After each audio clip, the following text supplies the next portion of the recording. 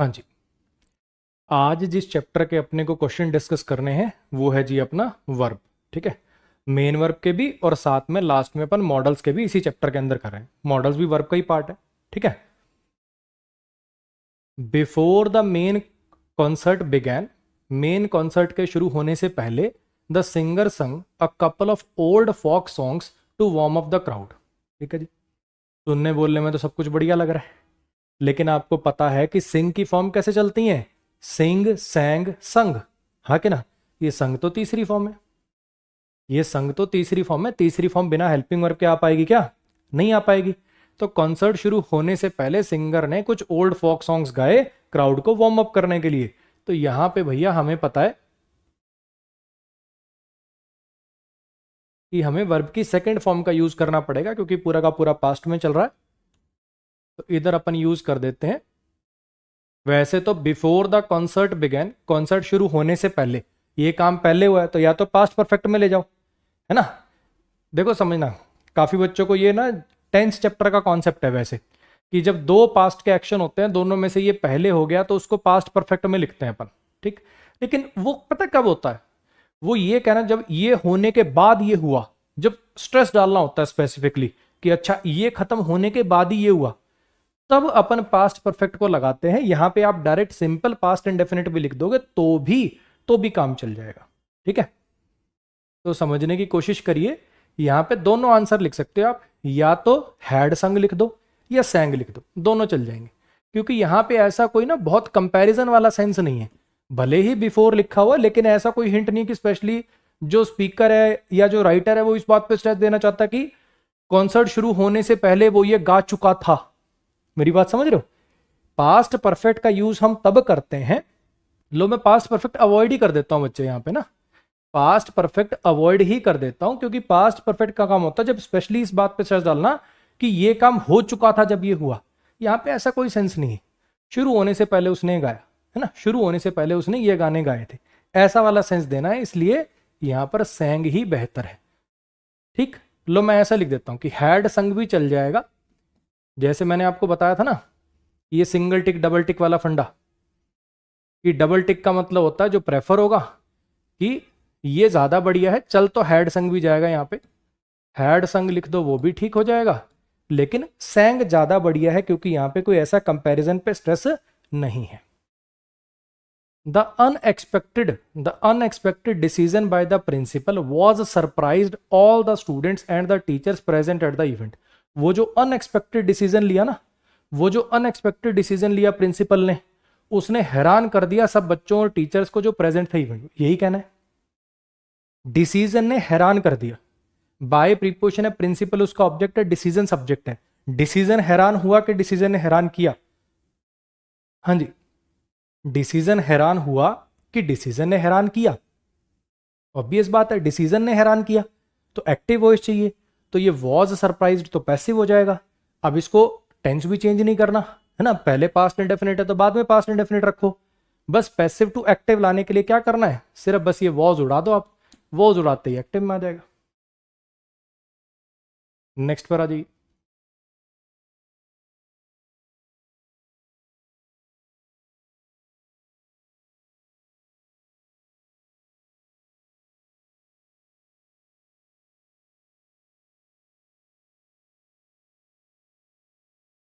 हाँ जी, the entire cost of wedding celebration, वो जो पूरा का पूरा खर्चा था वेडिंग सेलिब्रेशन का, वो बियर किया गया ब्राइड के पेरेंट्स के द्वारा, लड़की के पेरेंट्स के द्वारा ही वो पूरा खर्चा उठाया गया। ठीक है, अब ये देखो जो BORN होती है, बियर बोर बॉर्न, ये वाला भी बॉर्न होता है और एक NE वाला भी बॉर्न होता है। अब ये वाला जो सेंटेंस है ये बेस्ड है BORN वर्सेस BORNE पे, इस कॉन्सेप्ट पर। ये वाला तब लगाते हैं जब पैदा होना, आई वॉज बॉर्न इन 1991 ऐसे करके, है ना। ये वाला जो बॉर्न होता है इसका मतलब होता है, जैसे एक तो आपने सुना होगा वाटर बॉर्न डिजीज ऐसे करके एडजेक्टिव के रूप में, पानी से पैदा होने वाली डिजीज, पानी के थ्रू ट्रांसमिट होने वाली डिजीज। और ये वाला जो मीनिंग होता है ना, जैसे वहन करना, जब उसकी थर्ड फॉर्म लिखनी होती है आपको कि इस चीज का खर्चा इनके द्वारा उठाया गया, इस चीज की सारी रिस्पॉन्सिबिलिटी उनके द्वारा बियर करी गई, इस मीनिंग में जब थर्ड फॉर्म लिखेंगे तब भी ये आएगा, ये पैदा होने वाला नहीं आएगा। यानी यहां पर कंफ्यूजिंग वर्ब पे बेस्ड सवाल था। ये जो सवाल था ये बेस्ड था कंफ्यूजिंग वर्ब्स के ऊपर। बहुत सारी वर्ब्स आपको क्लास में पढ़ाई गई, फॉल, फेल, राइज, रेज, है ना। ऐसे ही ये भी एक कंफ्यूजिंग वर्ब का पार्ट है। द एंशियंट टेक्स्ट, जो पुराने टेक्स्ट हैं, वो मानते हैं सन को प्राइमरी सोर्स ऑफ पूरी की पूरी लाइफ और एनर्जी ऑन अर्थ। ठीक है, अब मैंने आपको कुछ वर्ब करवाई थी जिनमें वर्ब के बाद एज नहीं आता। Consider, elect, appoint, name, select, याद आ रहा है? किसी को कुछ मानना, क्योंकि उनका मतलब होता है किसी को कुछ मानना। कंसीडर समबडी एज समबडी नहीं। कुछ याद आ रहा है? The Hindus consider the Ganga as a holy river नहीं, सीधा होली रिवर आएगा। मेरी बात याद आ रही है कुछ? They named their child as Sohan नहीं, सोहन आएगा सीधा। कुछ तो वो वाली वर्ब थी जिसके अंदर एज नहीं लगाना है, कि वो दोनों एक ही चीजें हैं। और कुछ ऐसी वर्ब होती हैं जिसमें एज लगाना पड़ता है, वो मानते हैं इसको इसकी तरह रिगार्ड के साथ, डिफाइन के साथ एज लगाना है। ठीक, वो एक रूल था कि इन वर्ब के साथ नहीं लगाना एज, ऐसे ही ध्यान रखिएगा। रिगार्ड के साथ और डिफाइन के साथ आपको एज लगाना है। वो सन को मानते हैं इसके जैसा, मतलब इसके तौर पर मानते हैं। तो यहां पे the ancient text regarded the sun as the primary source लिखना पड़ेगा आपको। नेक्स्ट पर आइए। After the exhausting football match, पूरे थका देने वाले फुटबॉल मैच के बाद, पूरे थका देने वाले फुटबॉल मैच के बाद ये जो प्लेयर है ये घास पर लेट गया 10 मिनट से ज्यादा के लिए अपनी स्ट्रेंथ को रिकवर करने के लिए। ये जो प्लेयर था ये एग्जॉस्टिंग फुटबॉल मैच के बाद द प्लेयर्स, वो घास पर लेट गया for more than 10 minutes, for more than 10 minutes to recover his strength. ठीक है, वैसे तो यहां पे फॉर मोर देन 10 मिनट्स दिया हुआ है, ड्यूरेशन दी हुई है, तो यहां पे कुछ ऐसा चाहिए जो ड्यूरेशन को रेफर करता हो। ज्यादा कुछ ऐसा लिख सकते हैं, केप्ट लाइंग लिख सकते हैं, लेटा रहा 10 मिनट तक। ठीक है, after the exhausting football match the players. Error जो है वो मैं आपको बता देता हूं। देखो एरर मैंने आपको लाई और ले के बीच में डिफरेंस पढ़ाया था। लाई, ले, लेन, और ले, लेड, लेड। लाई माने होता है लेटना, है ना। लेड मान, ले, लेड, लेड माने कोई चीज रखना। अब ये खुद ही लेटा है, हाँ कि ना। एग्जॉस्टिंग मैच के बाद ये लेटा घास के ऊपर 10 मिनट से ज्यादा अपनी स्ट्रेंथ को रिकवर करने के लिए। ठीक है, एरर तो यहां पे लाई वर्सेस ले वाला है कि भैया लेड नहीं आएगा। लेड तो तब आता जब कोई और चीज रखी जाती, ऑब्जेक्ट दिया होता, तो वो तो आएगा नहीं। अब आएगा तो यहां पे लाई की फॉर्म लाई, ले, लेन। डायरेक्ट ले भी लिख सकते हो। एग्जॉस्टिंग फुटबॉल मैच के बाद वो लेटा घास पर 10 मिनट से ज्यादा। ठीक, लेकिन वो लेटा रहा वाली सेंस ज्यादा है इसके अंदर, है ना। तो केप्ट लाइंग लिख दो तो और ज्यादा बढ़िया है। या तो मैं इस सेंटेंस को चेंज कर दूंगा थोड़ा सा आगे, ठीक है, या तो मैं इस सेंटेंस को थोड़ा सा चेंज कर दूंगा। मैं सेंटेंस ही चेंज कर दूंगा, ये वाला ना, ये वाला थोड़ा सा मैं सेंटेंस चेंज कर दूंगा, वरना आप वो केप्ट लाइंग क्यों आ रहा है उस चक्कर में फंस जाओगे बिना मतलब। ये सेंटेंस थोड़ा सा मैं ट्वीक कर दूंगा।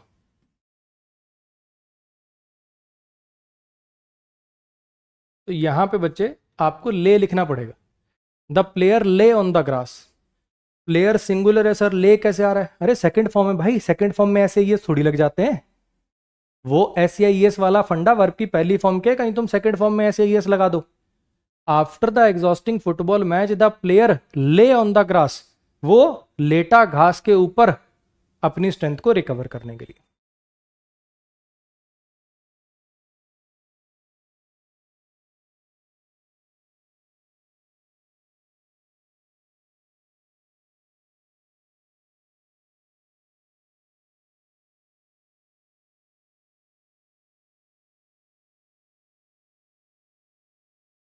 हाँ जी, वो जो स्पीकर की इमोशनल स्टोरी थी, वो जो स्पीकर की इमोशनल स्टोरी थी, उसने स्टोरी ने मैनेज किया टू डैश। बेसिकली उस स्टोरी ने ये काम कर दिया।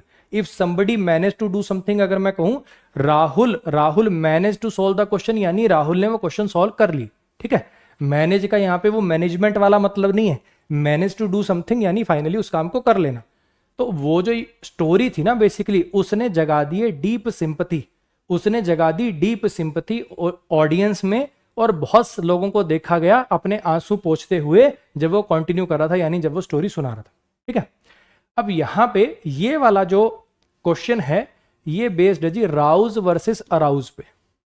राउज वर्सेस अराउज, ये दो वर्ब्स हैं।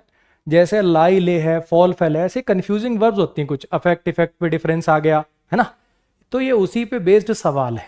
ठीक, इनकी कोई लिमिट तो है नहीं, फिर भी कुछ आपको क्लास के अंदर कराई गई हैं, कुछ जो नहीं कराई गई वो यहाँ प्रैक्टिस के थ्रू हो जाएंगी। ज्यादा मुश्किल चीजें नहीं है ये, ज्यादा मुश्किल चीजें नहीं, सीधे मीनिंग बेस्ड बात है। राउज का जो मीनिंग होता है बेसिकली वो होता है किसी को जगाना। ठीक है, कोई बंदा सो रहा है, आपने उसको जगा दिया। ठीक, और अराउज का मतलब होता है किसी के अंदर कोई पर्टिकुलर फीलिंग को जगाना।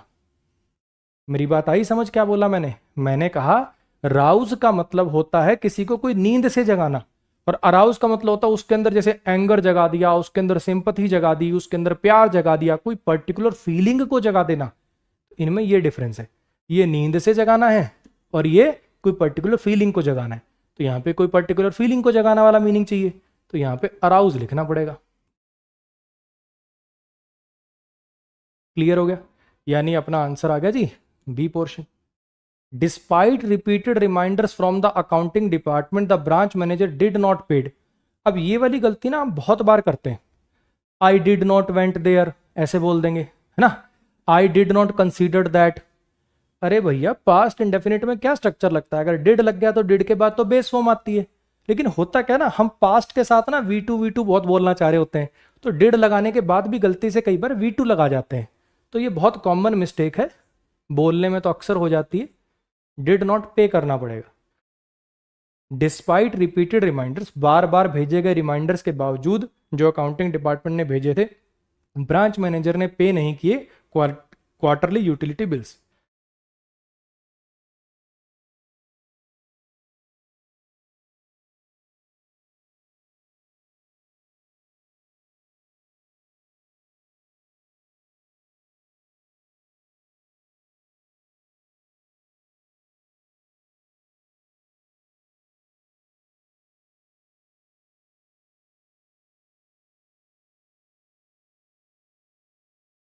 हाँ जी, during the sudden inspection conducted by the health ministry. हाँ जी, during the sudden inspection conducted by the health ministry a significant number of expired food items was finding in the main storage facility of the restaurant। वो जो sudden inspection करी गई, ये conducted कोई verb नहीं है, ये पास्ट पार्टिसिपल है। कौन सी इंस्पेक्शन? जो कंडक्ट करी गई, जो कंडक्ट करी गई हेल्थ मिनिस्ट्री के द्वारा, उसमें क्या पाया गया? बहुत सारे significant number of expired food items पाए गए मेन स्टोरेज फैसिलिटी जो रेस्टोरेंट की थी उसमें। अच्छा, ये फूड आइटम्स किसी को ढूंढ रहे हैं कि इनको पाया गया? फूड आइटम्स ने कुछ ढूंढा, फूड आइटम्स कुछ ढूंढ रहे थे कि फूड आइटम्स पाए गए? ऑब्वियस बात है, फूड आइटम्स पाए गए तो यानी पैसिव देना था। ये तो आपने एक्टिव लिख रखा है, तो भैया ये गलत हो गया। इसकी जगह पे वर फाउंड करना पड़ेगा। वर क्यों लिखना पड़ा? क्योंकि प्लूरल है। पैसिव स्ट्रक्चर बी की फॉर्म प्लस V3 होता है, टेंस चेंज नहीं करना है। कहीं यहाँ पे आर फाउंड कर दो, विल बी फाउंड कर दो। जो पहले टेंस है वाक्य जैसे स्ट्रक्चर में चल रहा है वैसे ही चलाएंगे, बस ग्रामर ठीक कर दी हमने। एक तो पैसिव लगा हुआ था उसको, सॉरी एक तो एक्टिव लगा हुआ था उसको पैसिव कर दिया। एक भैया फूड आइटम्स प्लूरल था तो प्लूरल वर्ब चाहिए इसलिए वर्ब फाउंड कर दिया। Before the children left for the playground after the breakfast. Breakfast करने के बाद ये बच्चे जब प्लेग्राउंड की तरफ जाने लगे, उनकी माँ ने उन्हें कहा कि भैया अपने जो गंदे कपड़े हैं वो लॉन्ड्री बास्केट में डाल के जाओ।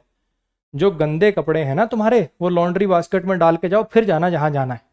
ठीक, तो यहां पे जरा समझने की कोशिश करना। अब काफी बच्चे इसके अंदर, सर प्लेग्राउंड के लिए जा रहे हैं, कपड़े पहले ही गंदे कैसे हो गए? अरे पिछले दिन के हो सकते हैं ना भाई, ऐसे दिमाग मत लगाना। Before the children left for the playground, बच्चे जब प्लेग्राउंड के लिए जाने वाले थे, ब्रेकफास्ट के बाद प्लेग्राउंड में जाने से पहले उनकी माँ ने कहा कि भैया उनको क्या करने के लिए कहा कि अपने जो कपड़े हैं, देयर सॉइल्ड क्लोथ्स, उनके जो गंदे कपड़े हैं उनको लॉन्ड्री बास्केट में डाल दो। लाई माने तो लेटना होता है, और कोई चीज कहीं रखना ये ले से चलता है। तो चाहे भले ही इन्फिनिटिव लिखा हुआ है, वर्ब का जो मीनिंग है वो तो इसमें भी फॉलो होगा ना।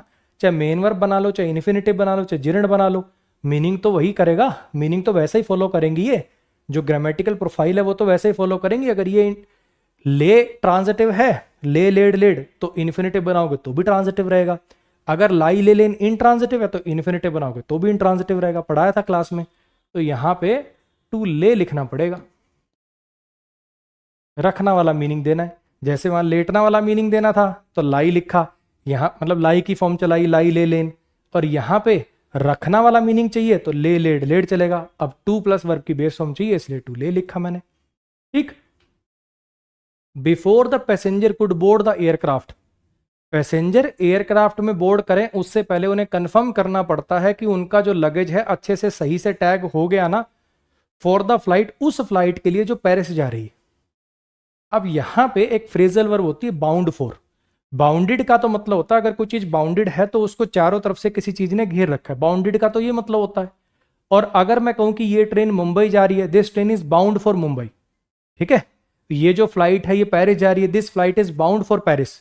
बाउंड फॉर का मतलब होता है कोई चीज, कोई व्हीकल कहीं जा रहा है, उसका फाइनल डेस्टिनेशन वो है।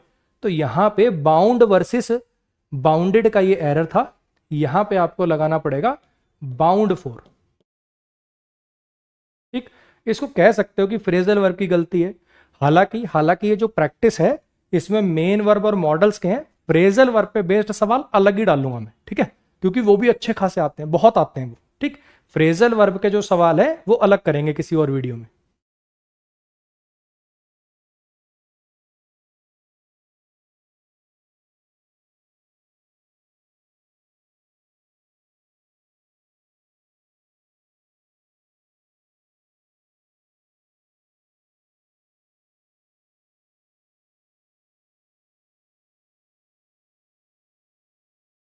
हाँ जी। Despite the initial objections from several members of the board, बहुत सारी ऑब्जेक्शन जो आई, बहुत सारी जो ऑब्जेक्शन आई बोर्ड मेंबर्स के द्वारा, they eventually decided to consider her as the primary candidate for the prestigious fellowship. बहुत सारी जो इनिशियल ऑब्जेक्शंस आई उसके बावजूद, शुरुआत में बहुत सारी ऑब्जेक्शंस आई थी, उसके बावजूद उन्होंने फाइनली डिसाइड किया, इवेंचुअली डिसाइड कर लिया कि वो उसको मानेंगे प्राइमरी कैंडिडेट प्रेस्टिजियस फेलोशिप के लिए। अब कंसीडर का मतलब क्या होता है? किसी को कुछ मानना। कंसीडर का मतलब होता है किसी को कुछ मानना, हाँ कि ना। इसलिए कंसीडर के साथ एज नहीं आता, कंसीडर समबडी समथिंग, ये आपको क्लास में कराया हुआ है। तो यहां पे ये एज जो है ये आपको ड्रॉप करना पड़ेगा। हाँ जी।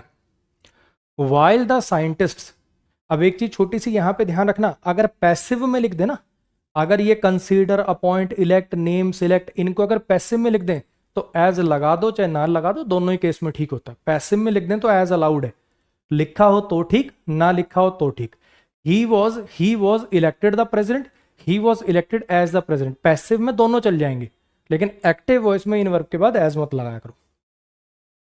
While the scientist were performing the delicate experiment, scientist जब वो डेलिकेट एक्सपेरिमेंट परफॉर्म कर रहे थे, उन्होंने बड़े क्लियरली फील किया एक डिस्टिंक्ट रिंगिंग साउंड, एक रिंगिंग साउंड जो आ रही थी हाई फ्रीक्वेंसी मेगाट्रॉन से, जो कि पास में रखा हुआ था।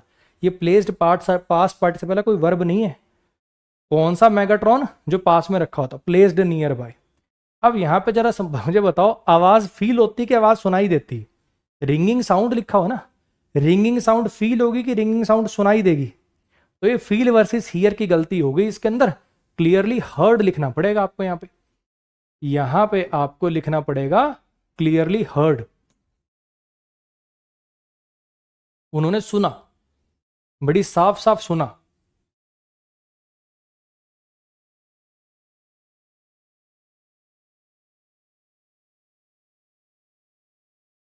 जैसा कि बच्चे मैंने पहले कहा था, आपने चाहे मेरे से पहले कहीं से भी कोर्स कर रखा हो, मेरी एप्लीकेशन पे फाउंडेशन बैच कर रखा हो, ठीक है, चाहे आपने मेरा कोई पुराना मेंस का बैच कर रखा हो, चाहे आपने कोई यूट्यूब पे मेरी प्रैक्टिस क्लास देखी हो, सारे सेंटेंसेस आप देख रहे होंगे, सारे सेंटेंसेस आपको नए मिलेंगे, ठीक है।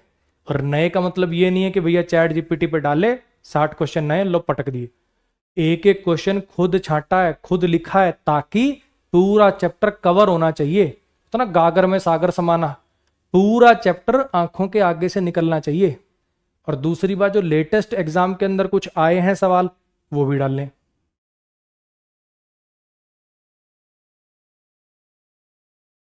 During the quarterly financial review, वो जो क्वार्टरली फाइनेंशियल रिव्यू है, अब ये मैं सोचना क्वार्टरली में क्वार्टर आना चाहिए, अरे जो हर 3 महीने पे होता है ना उसके लिए क्वार्टरली, क्वार्टरली जीएसटी रिटर्न ऐसे करके सुना होगा। क्वार्टरली फाइनेंशियल रिव्यू के दौरान सीईओ ने चेतावनी दी कि उनका जो बिगेस्ट कॉम्पिटिटर है, यानी उनकी कंपनी का, देयर बिगेस्ट कॉम्पिटिटर का मतलब है देयर उनकी कंपनी का कॉम्पिटिटर, तो इसमें दिक्कत नहीं। उनका जो बिगेस्ट कॉम्पिटिटर है वो उनसे आगे निकल जाएगा ग्लोबल मार्केट शेयर की अगर बात करें ग्लोबल मार्केट शेयर की उस टर्म्स में इस साल के एंड तक। ठीक है, अब यहां पे जरा समझने की कोशिश करो। एक होता टेक ओवर और एक होता ओवरटेक। टेक ओवर का मतलब होता है अगर कोई बंदा किसी कंपनी को टेक ओवर कर ले, किसी पोजीशन को टेक ओवर कर ले, तो यानी वो उसको संभालता है। कहने का मतलब जैसे एक कंपनी थी, वो कंपनी बिक गई, अब वो कंपनी किसी और ने खरीद ली, तो उस कंपनी ने उसको टेक ओवर कर लिया।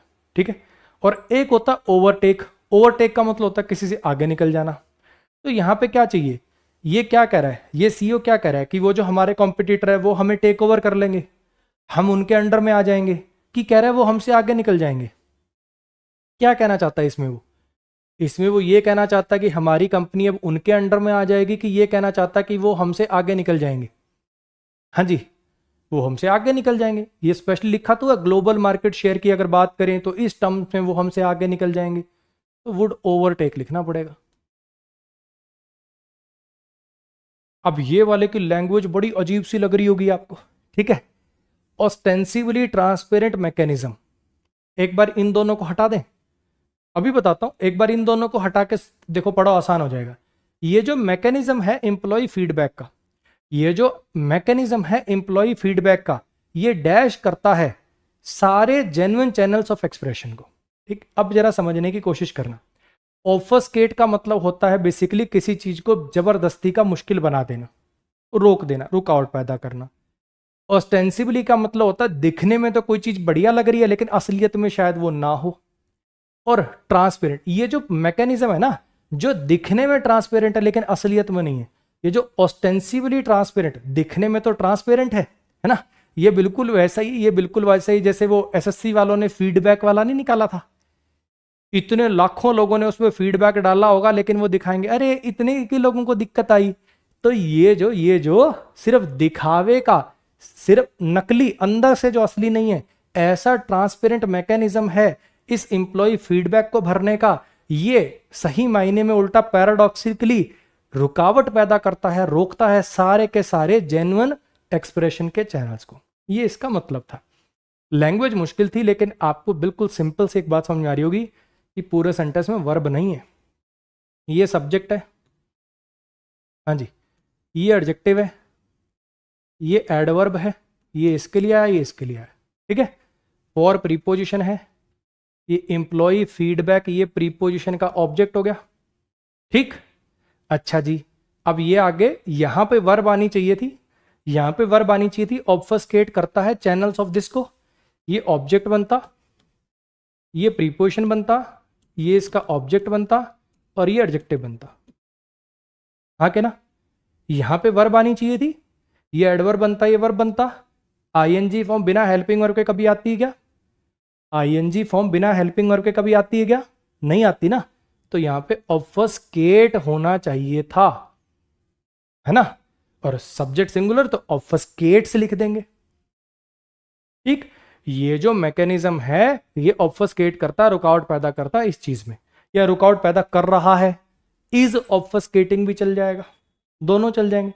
ऑब्फस्केट्स लिख दो, या तो ऑब्फस्केट्स लिख दो, या इज ऑब्फस्केटिंग। कोई नया मैकेनिज्म मान लो लॉन्च किया है, फैक्ट नहीं बताना, कह रहा ऐसे कर रहा है, वो वाला सेंस देना है, तो इज ऑब्फस्केटिंग भी आ सकता है, मैं दोनों लिख दूंगा। ठीक है, ऑब्फस्केट्स ज्यादा बढ़िया है, इज ऑब्फस्केटिंग भी चल जाएगा।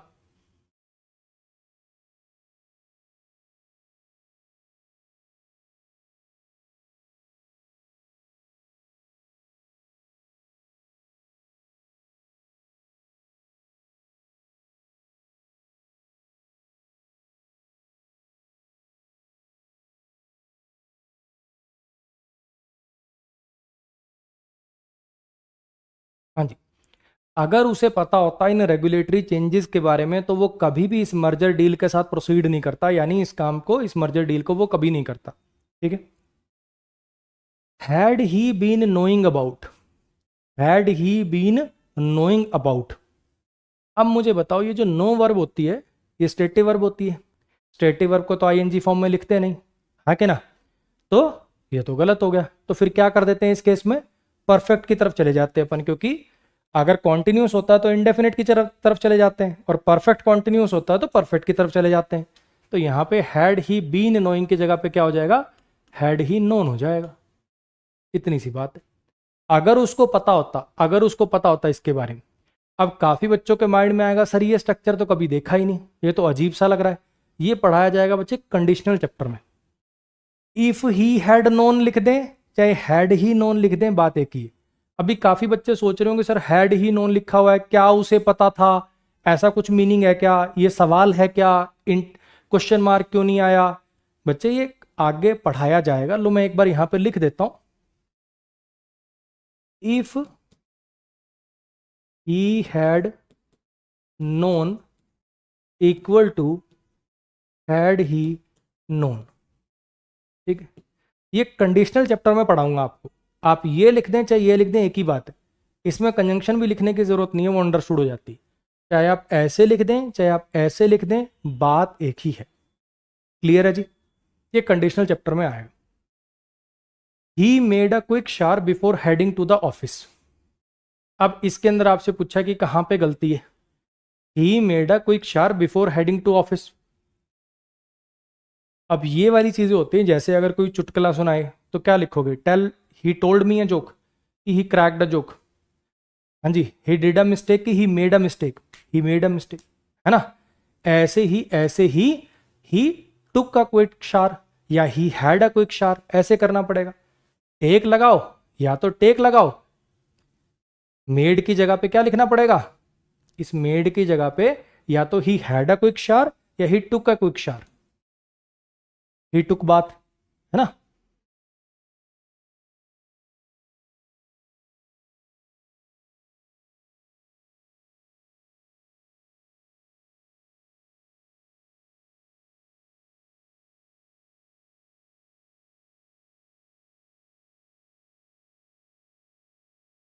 अब ये आपको मैंने, जब अपने प्रोनाउन चैप्टर चल रहा था उसके अंदर डाई ट्रांजिटिव वर्ब बताई थी, तब मैंने बताया था कि एडवाइस ना डाई ट्रांजिटिव वर्ब होती है।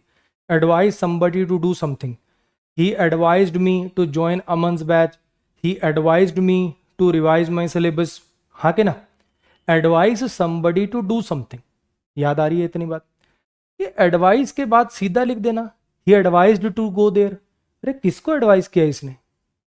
हाँ जी, अब इसके अंदर दो तरीके हैं, या तो कुछ ऐसा लिखो, the teacher advise the student to listen attentively, या तो यहां पे कोई ऑब्जेक्ट डालें। ठीक है, the teacher advised us to listen attentively, the teacher advised them, या तो यहां पे कुछ ना कुछ आए। लेकिन उसके अंदर दिक्कत ये है, उसके अंदर दिक्कत ये कि फिर एरर कहां मार्क करें? टीचर में कोई गलती है नहीं, एडवाइज्ड में कोई गलती है नहीं, टू लिसन में कोई गलती है नहीं, कैसे करेंगे? एक और तरीका है, एक और तरीका है कि आप एक काम करो, एडवाइस के बाद ना ये जो वर्ब होती हैं, ये जो एडवाइस होती है, सजेस्ट होती है, जिनको बेसिकली जिनमें ये वाली समस्या आती है, उस केस के अंदर सजेस्ट नहीं आता, इसमें सजेस्ट के साथ टू लगाना पड़ता है, बल्कि वो प्रीपोजिशन में आएगा। इसके साथ एक तरीका और है कि इसके बाद जिरंड लिख दो आप, इसके बाद आप जिरंड लिख दो। अगर मैं यहां पे टू लिसनिंग को काट के, सॉरी टू लिसन को काट के लिसनिंग कर दूं तो भी सही हो सकता है। The teacher advised listening attentively. देखो, एडवाइस का मतलब एक तो होता है किसी को कोई काम करने की सलाह देना, एक तो एडवाइस स्ट्रक्चर में यूज होता है, he advised me to go there, he advised me to practise more, एक तो ये वाला। और एक इसके बाद सीधा ऐसे डायरेक्ट आप जिरण भी लगा सकते हो, ही एडवाइज्ड लिसनिंग टू दिस, ऐसे करके। या तो आप ऑब्जेक्ट लिखो फिर इन्फिनेटिव लिखो, या फिर डायरेक्ट जिरण लिखो। अब यहां पे वो वाला दूसरा वाला अपने पास ऑप्शन पॉसिबल है नहीं, इसलिए हम इस वाले पार्ट को एरर मान के करना पड़ेगा और कोई चारा नहीं है, लिसनिंग केयरफुली करना पड़ेगा। क्लियर हो गया? She does not know to swim, भी पुराने टाइप का एरर है एक, ये सब्जेक्ट है, ये हेल्पिंग वर्ब है, ये एडवर्ब है, ये नो मेन वर्ब है, और आप इसका ऑब्जेक्ट बनाना चाहते हो इस टू स्विम को। ठीक है, she does not know what to swim. बच्चे जब नो वर्ब आती है ना, जब नो वर्ब आती है या लर्न वर्ब हो या प्रैक्टिस वर्ब हो और उसके बाद ऐसे एक्शन लिखा हो, तो उसके साथ ना कुछ यहां पे लिखना पड़ता है उसके मीनिंग को क्लियर करने के लिए। I don't know to swim नहीं, I don't know how to swim. He does not know to talk नहीं, he does not know how to talk. He does not know when to talk. He does not know what to say. तो जब ये वाली verb होती है ना, खास करके नो, और उसके बाद इसका ऑब्जेक्ट ज्यादा कोई एक्शन नहीं बन पाएगा, वो एक्शन कैसे किया जाता है, तो यहां पे बेसिकली आपको एक एडवर्ब डालनी पड़ेगी, तभी बात बन पाएगी। यहां पे हाउ टू स्विम लिखना पड़ेगा आपको, यहां पे आपको हाउ टू स्विम लिखना पड़ेगा। उसको नहीं पता कि तैरा कैसे जाता है।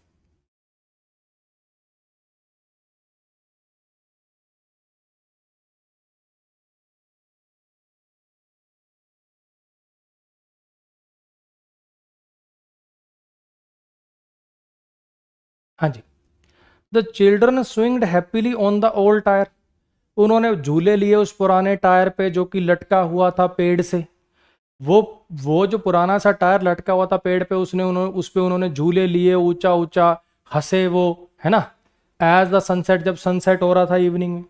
अब स्विंग, स्विंग स्वैंग स्वंग, ये जो झूलना होता ना, स्विंग स्वैंग स्वंग ऐसे चलती है फॉर्म इसकी, स्विंग्ड नहीं चलती। वर्ब की फॉर्म पे बेस्ड एरर हो गया ये। ठीक है, द मैजिस्ट्रेट आज the accused what was he doing with his hand in the gentleman's pocket. अब मान लो किसी पे चोरी का आरोप लगाए, ठीक, तो वो कह रहा है कि मैं तो चोरी कर ही नहीं रहा था। फिर सीसीटीवी फुटेज निकाल ली है, तेरा हाथ उसकी जेब में है, फिर पूछ रहा हाँ भाई साहब, जज पूछ रहा भाई साहब चोरी नहीं कर रहे थे, फिर इसकी जेब में हाथ डाल के क्या कर रहे थे तुम। तो मैजिस्ट्रेट ने पूछा उस एक्यूज से कि वो क्या कर रहा था उसकी जेब में हाथ डाल के। अब मैजिस्ट्रेट ने जब उस बंदे से पूछा तब तो ये एक सवाल था, लेकिन फिलहाल तो ये कोई और बंदा बता रहा है। देखो, मैजिस्ट्रेट ने इस बंदे से ये बात पूछी, जब उसने पूछी मैजिस्ट्रेट ने तब क्या बोला होगा, what were you doing, you बोल के पूछा होगा ना उससे। तो अब ये बात किसी ने सुनी, और ये बात सुनी जिसने, अब वो बंदा किसी और को बता रहा है। यही तो हो रहा है यहाँ पे। ये जो बोलने वाला है ये मैजिस्ट्रेट थोड़ी है, मैजिस्ट्रेट ने इसको बात बोली, ये सुन के कोई और किसी को बता रहा है, तो अब वो पूछ तो नहीं रहा, अब तो किसी को बता रहा है। तो अब ये असर्टिव स्ट्रक्चर में लिखना पड़ेगा। ये कॉन्सेप्ट मैंने आपको पहले भी कराया था प्रोनाउन चैप्टर में, अगर आपको याद हो। ठीक है, व्हाट वाज ही डूइंग नहीं, व्हाट ही वाज डूइंग करना पड़ेगा। ये वैसे नरेशन चैप्टर की बात है कि इनडायरेक्ट स्पीच में सब क्लॉज को असर्टिव स्ट्रक्चर में लिखते हैं, ना कि इंटेरोगेटिव में। व्हाट वाज ही डूइंग की जगह पे हो जाता है व्हाट ही वाज डूइंग।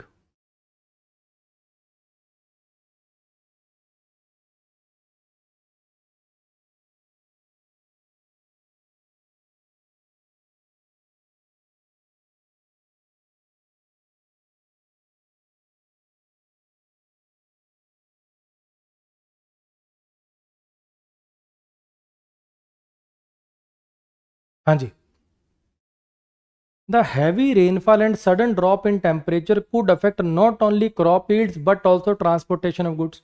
ये जो भारी बरसात हो जाती है ना और एकदम से टेम्परेचर गिर जाता है, ये प्रभावित कर सकता है ना सिर्फ क्रॉप की पैदावार को बल्कि ट्रांसपोर्टेशन को भी।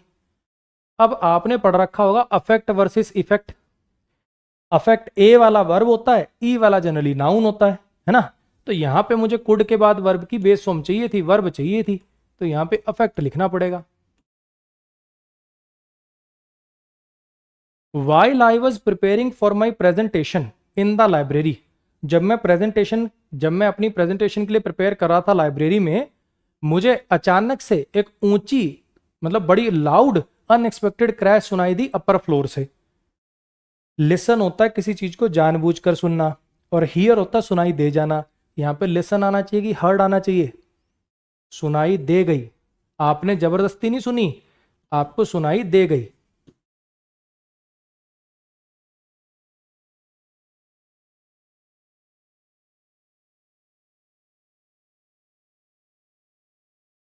और बच्चे शायद मैं ये बात बहुत बार बोल चुका हूं, जैसे आप मैथमेटिक्स की शीट लगाते हो कि चैप्टर की, एक टीचर ने पढ़ाया आपको, उसने आपको एक प्रैक्टिस शीट दी, मान लीजिए उसमें 100 क्वेश्चन है, क्या 100 के 100 एक बार में हो जाते हैं?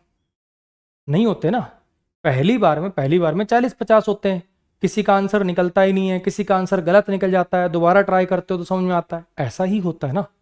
तो इंग्लिश में ऐसी एक्सपेक्टेशन पता नहीं बच्चों की क्यों होती है कि टीचर एक चैप्टर पढ़ाए तो 100 के 100 सही होने चाहिए। कैसे हो सकते हैं? बल्कि मैथ से तो इंग्लिश में और ज्यादा दिक्कत है। वहां तो अगर भैया अलजेब्रा पढ़ा है तो अलजेब्रा के सवाल हैं सारे, यहां तो इस सेंटेंस में सब कुछ है। भले ही वर्ब चैप्टर कह करा रहा हूं लेकिन सब कुछ है इसमें तो। Noun, relative pronoun, helping verb, main verb, article, noun, preposition, adjective, noun, helping verb, main verb, preposition, इसमें तो सब कुछ आ रहा है। तो बच्चे यहां तो रेशो और कम हो जाता है। तो इसलिए डीमोरलाइज मत होना। पहली बार में 30% भी अगर हो रहे हैं तो मेरी नजर में पास हो तुम। दूसरी बार में करोगे तो 80% हो जाएंगे, तीसरी बार में करोगे तो 98, 99, 100% भी हो सकते हैं। हाँ जी। स्टूडेंट्स जो स्टूडेंट्स जिन्होंने प्रिपेयर करी थी प्रेजेंटेशन सस्टेनेबल एनर्जी पे, उनकी तारीफ करेगी प्रिंसिपल के द्वारा। ठीक है। अब आपको पता ही होगा कि स्टूडेंट्स के लिए ये वाला जो पोर्शन है ये हु के आगे का, ये एडजेक्टिव की तरह से यूज लिया आपने, एडजेक्टिवल क्लॉज बनाया, यहां से लेकर यहां तक का ये इतना पोर्शन एडजेक्टिवल क्लॉज लिखा आपने, हाँ के ना, स्टूडेंट्स के लिए। और उसको ये वाली वर्ब दे रखी है आपने, स्टूडेंट्स की जो वर्ब है वो ये वाली, ऐसा ही तो है। स्टूडेंट्स की तारीफ करेगी प्रिंसिपल के द्वारा, इसमें तो कोई दिक्कत नहीं है, स्टूडेंट्स रिसीवर है, इसमें तो कोई समस्या नहीं है। दिक्कत इसमें है, दिक्कत इसमें कि स्टूडेंट्स ने प्रेजेंटेशन बनाई, स्टूडेंट्स तो ये तो हु स्टूडेंट्स के लिए लगा हुआ ना, तो डूअर है, डूअर है तो पैसिव क्यों लिख रहा है, वर्ब प्रिपेयर्ड क्यों लिख रहा है? अरे वर्ब प्रिपेयर्ड क्यों लिख रहा है, प्रिपेयर्ड लिख। स्टूडेंट्स जिन्होंने प्रिपरेशन बनाई थी, स्टूडेंट्स जिन्होंने प्रिपरेशन बनाई थी, आ रही है बात समझ में? हाँ जी। Before the students arrived, before the students arrived for the evening party, the home owner carefully hanged all the curtains in the drawing room. Guest के आने से पहले, इवनिंग पार्टी में गेस्ट के आने से पहले जो होम ओनर थे, उन्होंने भैया फांसी पे टांग दिया। हैंग, हैंग्ड, हैंग तो फांसी पे टांगना होता है, हैंग हंग हंग लटकाना होता है। तो पर्दों को फांसी दी कि पर्दों को टांगा? यहां पे हंग करना पड़ेगा।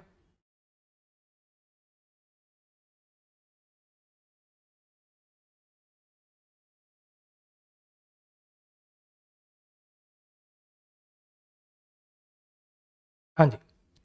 While the tourist was walking through dense jungle, वो टूरिस्ट जब घने जंगल से निकल रहा था, वॉक कर रहा था, उसको सडनली ख्याल आया, उसको सडनली ख्याल आया कि भैया वो वापस कैसे पहुंचेगा।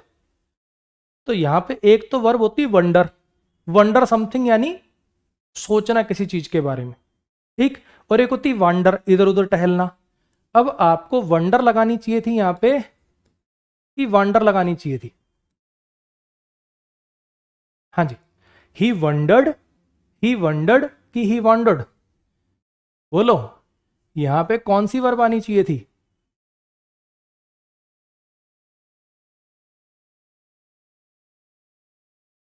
The reporter had to ask several probing questions. Reporter को पूछने पड़े बहुत सारे प्रोबिंग क्वेश्चन। क्या करने के लिए? इंफॉर्मेशन, कन्फेशन उगलवाने के लिए, कन्फेशन उगलवाने के लिए उस करेक्ट ऑफिशियल्स के, उसके जो छुपाए हुए एसेट्स हैं, जो उसने पैसा वैसा छुपा रखा है, उसके उसके कन्फेशन उगलवाने के लिए उसको बहुत सारे ऐसे तीखे प्रोबिंग सवाल पूछने पड़े। एक वर्ड होता जी इलिसिट, और एक वर्ड होता है इलिसिट, एक आई वाला और एक ई वाला। ई वाले का मतलब होता है किसी से कोई इंफॉर्मेशन उगलवाना, ये वाले का मतलब होता है इलीगल। तो यहां पे बच्चे आपको इलिसिट वाला चाहिए था।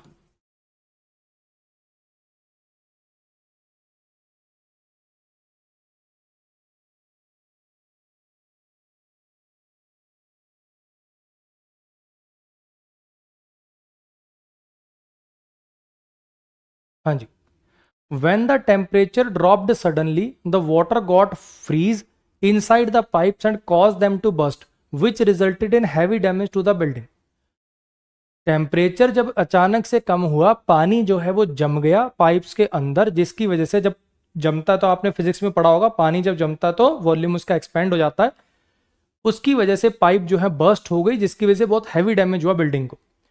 अब ये गेट के साथ अगर आपको याद हो, he got injured, he got tired, हाँ कि ना, तो पानी जम गया, जब ये वाला मीनिंग देना है, वो इंजर्ड हो गया, वो थक गया, तो गेट के साथ V3 का यूज होता है, ये एडजेक्टिव के रूप में काम में लिया जाता है। तो फ्रीज नहीं, यहां पर फ्रोजन का यूज करना पड़ेगा। हाँ जी, the traffic signal on the main highway intersection suddenly malfunction. वो जो ट्रैफिक सिग्नल था मेन हाईवे इंटरसेक्शन पे, वो सडनली मैल फंक्शन कर गया, यानी खराब हो गया पिछली रात को, पिछली इवनिंग को, और बहुत सारे कॉलिजन्स हो गए 15 मिनट के स्पैन में। अब यहां पे हो गए वाला मीनिंग है, वर अक्कड़, ऐसा थोड़ी करा दिए गए। अक्कर वर्ब बच्चे, अक्कर का मतलब ही होता होना, अक्कर अपने आप में हैपनिंग वर्ब होती है, इसको पैसिव में यूज नहीं करते, तो यहां पे अक्कड़ लिखना पड़ेगा, पैसिव नहीं बन पाएगा इसका, हैपनिंग वर्ब का पैसिव नहीं बन पाता, हाँ कि ना, कोई चीज अपने आप हो रही है।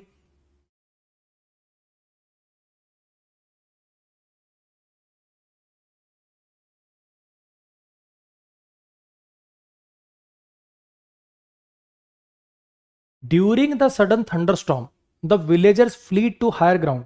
वो जो अचानक से थंडरस्टॉर्म आया, उसमें विलेजर्स जो थे वो भाग गए हायर ग्राउंड की तरफ, बढ़ते हुए पानी से बचने के लिए, और एंशियसली वेट करने लगे कि कब बरसात रुकने का वेट करने लगे। तो यहां पे फ्ली की फॉर्म कैसे चलती है? हाँ जी, क्या क्या इसमें फ्लीड आता है क्या? क्या फ्ली की जो फॉर्म होती है उसमें फ्लीड आता है क्या? बोलो। तो यहां पे दिक्कत है जी बच्चे, फ्लीड में, यहां पे फ्ली रहेगा।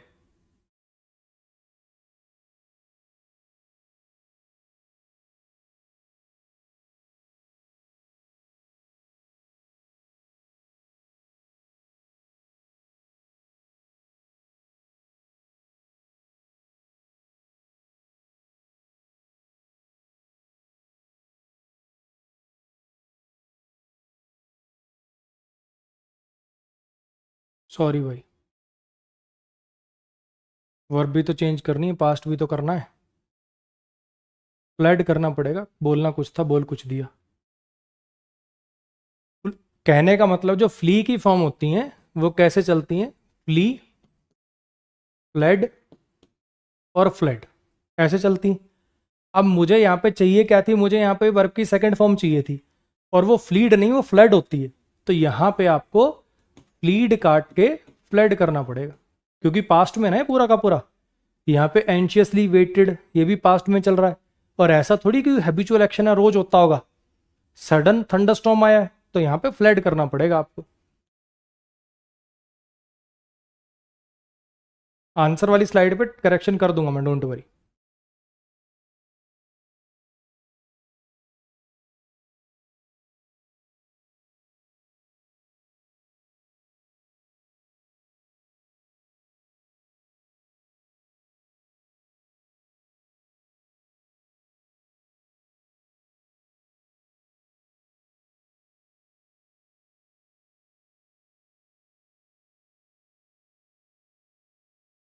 I trust him a lot, मैं उस पर बहुत भरोसा करता हूँ। क्यों भरोसा करता हूँ? क्योंकि उसने हमेशा मुझे सपोर्ट किया और आगे भी करेगा। यहाँ पे आपने क्या किया, इस एंड कंजंक्शन से ये दो हेल्पिंग वर्ब जोड़ी, हैज और विल, ठीक है। मीनिंग ये देना चाहते हो मैं उस पर बहुत भरोसा करता हूँ क्योंकि उसने हमेशा मेरी मदद करी, he is always help me, and will help me या will support me in future also, ठीक है। अब यहाँ पे जरा समझने की कोशिश करना, एंड से दो हेल्पिंग वर्ब अगर जोड़ी जाएं तो एक ही मेन वर्ब से काम चल सकता है, बशर्ते जैसे ही can and will help you. Can और विल दोनों मॉडल है, दोनों के बाद हेल्प आएगा, चल जाएगा। हैज के बाद तो V3 आता है, और मॉडल के बाद वर्ब की बेस फॉर्म आती है, इसमें कैसे चलेगा? तो भैया यहां पे आपको लिखना पड़ेगा he has always supported, support है ना वर्ब, ये दो बार आपको लिखनी पड़ेगी। काम नहीं चलेगा कॉमन करने से। कॉमन करने से काम तब चलता जब इधर भी इसके बाद भी सपोर्ट चाहिए होता। मेरी बात कुछ आ रही बात समझ? He he can and will support me, फिर चल जाता। लेकिन यहां तो हैज के बाद तो वी थ्री आता है और विल के बाद वर्ब की बेस फॉर्म आती है, नहीं चल पाएगा कॉमन करने से। The captain carefully examined the sunk ship, captain ने बड़े अच्छे से एग्जामिन किया उस डूबे हुए जहाज को। कुछ याद आ रहा है? कुछ ऐसी वर्ब जिनकी वी थ्री की स्पेलिंग अलग होती है, एडजेक्टिव की स्पेलिंग अलग होती है। मेल्टेड मोल्टन, शेव्ड शेवन, संक संकन, प्रूव्ड प्रूवन। कुछ याद आ रहा है? तो यहां पे संक शिप नहीं भैया, संकन शिप लिखना चाहिए था। हाँ जी। ड्यूरिंग द स्टॉर्म, तूफान के दौरान नदी जो है वो ओवरफ्लो कर गई अपने बैंक्स को, यानी अपने किनारों को ओवरफ्लो कर गई और फ्लड ला दिया उसने बहुत सारे आसपास के गांव में, जिससे बहुत एक्सटेंसिव डैमेज हुआ। तो यहाँ पे ओवरफ्लो की फॉर्म कैसे चलती है? ओवरफ्लो, ओवरफ्लू, ओवरफ्लोन ऐसे चलती हैं। ओवरफ्लो, ओवरफ्लोड, ओवरफ्लोड, वर्ब की फॉर्म की गलती।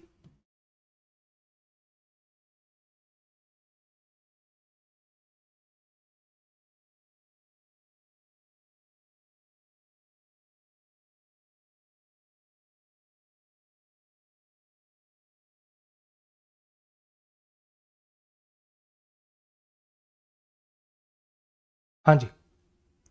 She asked him to explain the procedure clearly before starting the experiment. उसने उसने उसको कहा, शी आस्क्ड, अब ये वही वाला यार थोड़ी देर पहले करा था, एडवाइस।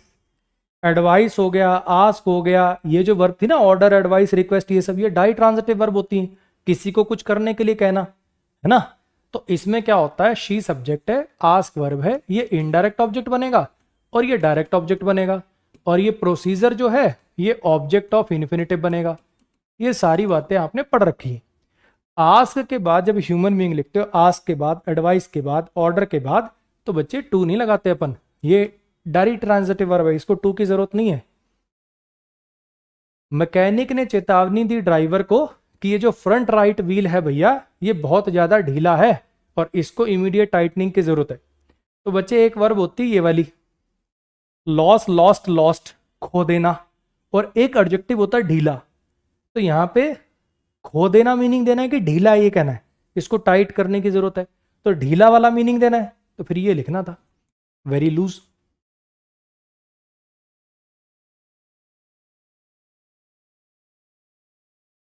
इसका आंसर गलत हुआ है, इसको मैं ठीक करूंगा स्लाइड पे ना।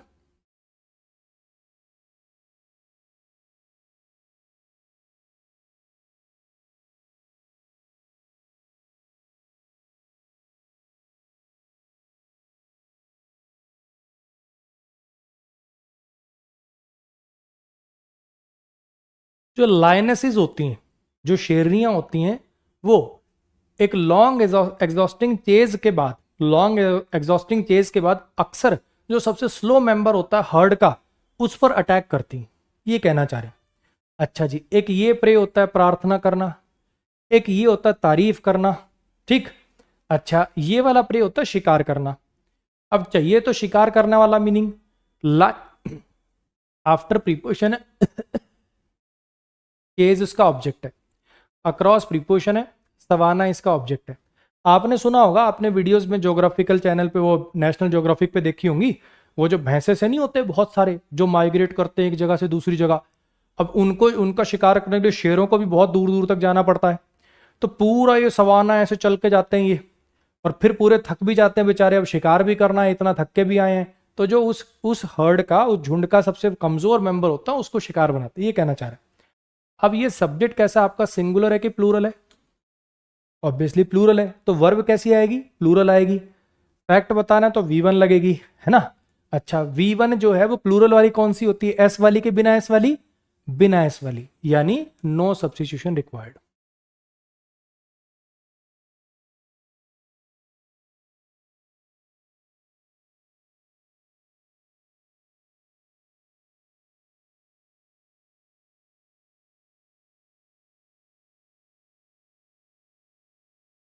हाँ जी, याद आ रहा कुछ? कुछ ऐसी वर्ब जिनकी V1 V2 V3 सेम होती है, cut cut cut, put put put, telecast telecast telecast, broadcast broadcast broadcast ही चलेगा, स्प्रेड स्प्रेड स्प्रेड ही चलेगा, स्प्रेडिड नहीं हो पाएगा। कुछ याद आया? वही कॉन्सेप्ट है। वो जो मेन स्पीच थी पॉलिटिकल लीडर की मैसिव रैली की, उसको टेलीकास्ट किया गया लाइव हर जगह, तो टेलीकास्टेड नहीं आएगा। पहली बात तो टेलीकास्ट आएगा। दूसरी बात सब्जेक्ट है ये मेन स्पीच जो कि सिंगुलर है, तो यहाँ पे वॉज टेलीकास्ट करना पड़ेगा। डिस्पाइट इनिशियल ऑब्जेक्शंस के बावजूद, ये वाला सेंटेंस रिपीट था भाई, ये हो चुका ना 9 नंबर पे, ये वाला सेंटेंस रिपीट था, ठीक है। तो इसके आगे का सीक्वेंस अब चेंज हो जाएगा, मैं ठीक करा दूंगा। इसके आगे का सीक्वेंस जो है वो इसकी वजह से गड़बड़ हो रही थी। ये क्वेश्चन ना 2 बार डल गया था, इसलिए सारे क्वेश्चन का जो सीक्वेंस है वो गड़बड़ हो रहा है, ठीक। इसको ठीक करा दूंगा मैं। आगे का जो सीक्वेंस है वो समझ जाना, फिर चेंज हो जाएगा स्लाइड पे ना। मैं करता चलूँ क्या साथ साथ? अब क्या करूँ? ये 37 38 ऐसे चलेगा ये।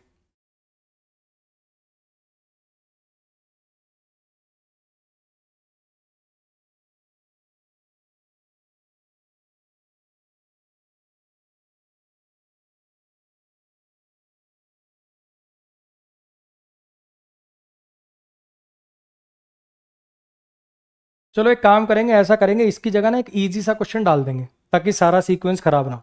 इसकी जगह पे एक लास्ट वाला कोई क्वेश्चन जो एंडिंग का क्वेश्चन होगा ना, उसको इसकी जगह डाल देंगे, काम खत्म, ठीक है, ताकि आगे का सीक्वेंस खराब ना हो।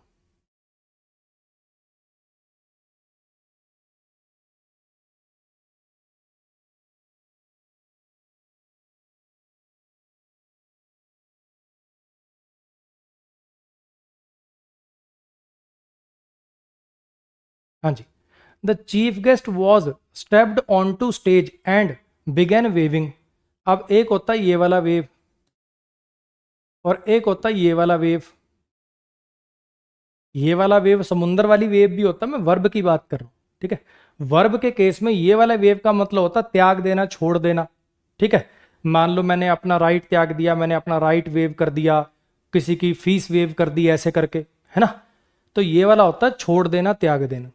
और ये वाला जो होता है इसका मतलब होता है ऐसे हाथ हिलाना। तो यहाँ पे कौन सा वाला वेव चाहिए था आपको? चीफ गेस्ट आया स्टेज पे और क्राउड की तरफ वेव करने लगा, तो हाथ हिलाने वाला वेव चाहिए था। तो यहाँ पे बिगेन, बिगेन डूइंग समथिंग, है ना। बिगेन सब, बिगेन वर्ब है, आगे जिरंड आया, भले ही जिरंड आए वर्ब तो वही रहेंगे ना, चीजें तो वही रहेंगी, मीनिंग तो वही रहेंगे ना। ऐसा थोड़ी है कि जिरंड बना दिया तो वो बात लागू नहीं होगी। तो यहाँ पे ये लिखना था, intern should take a right choice. अब फिर वही बात, जैसे नहाने के लिए मेड अ बात नहीं टुक अ बात करना पड़ा, चुटकुला सुनाने के लिए टेल अ जोक नहीं क्रैक अ जोक करना पड़ता है, ऐसे ही भैया यहां पर सही डिसीजन लेने के लिए टेक अ राइट चॉइस नहीं मेक अ राइट चॉइस करना पड़ता है। ये फिक्स फ्रेज है, हल्की फुल्की भी रीडिंग कर रखी होगी तो ये सब चीजें जान जाओगे।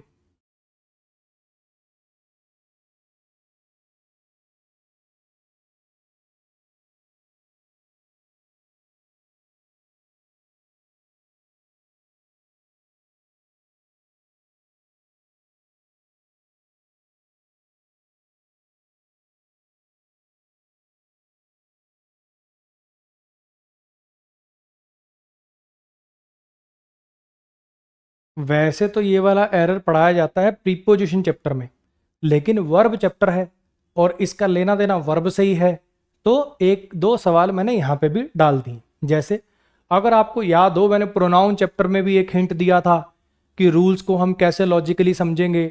डिस्क्राइब के साथ अबाउट नहीं आता, क्यों नहीं आता? क्योंकि डिस्क्राइब ट्रांजिटिव वर्ब है, उसने किसी चीज को डिस्क्राइब किया, ही described the incident. Discuss transitive verb है, ही discussed the issue.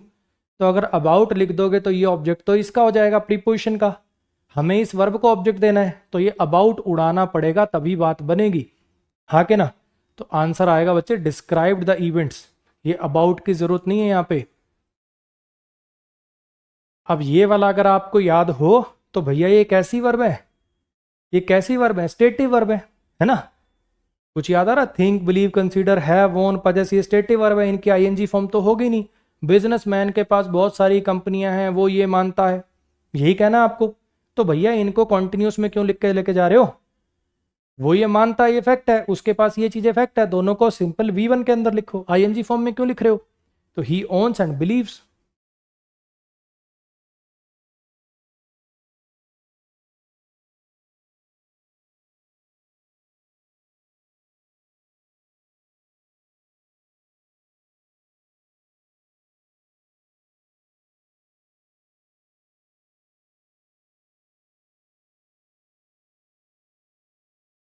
It is the responsibility of all of us, ये हम सबकी रिस्पॉन्सिबिलिटी है कि टाइम और एफर्ट इन्वेस्ट करें वेरीफाई करने में इंफॉर्मेशन को, और शिकार ना हो जाएं, और शिकार ना बन जाएं फेक न्यूज का।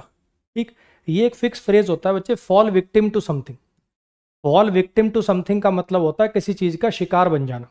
If you fall victim to something तो मतलब होता है आप उसका शिकार बन गए।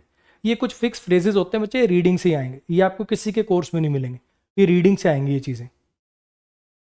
ये वाला जो सवाल है ये प्रीवियस ईयर का सवाल है, और इसमें मैंने कोई चेंज नहीं किया जानबूझ के।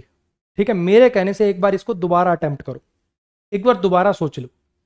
बहुत ही मतलब ट्रिकी सवाल था ये, इसलिए मैंने जानबूझ के कि एक ही सवाल ऐसा है जो प्रीवियस ईयर का एज इट इज रखा है मैंने, बाकी जो नए आए होंगे वो एज इट इज रखे होंगे, पुराना कोई भी रिपीट नहीं किया है।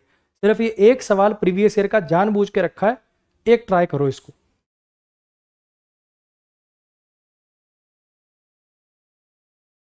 बहुत मन करेगा आपका, कीप देम रेडी करते हैं, है ना।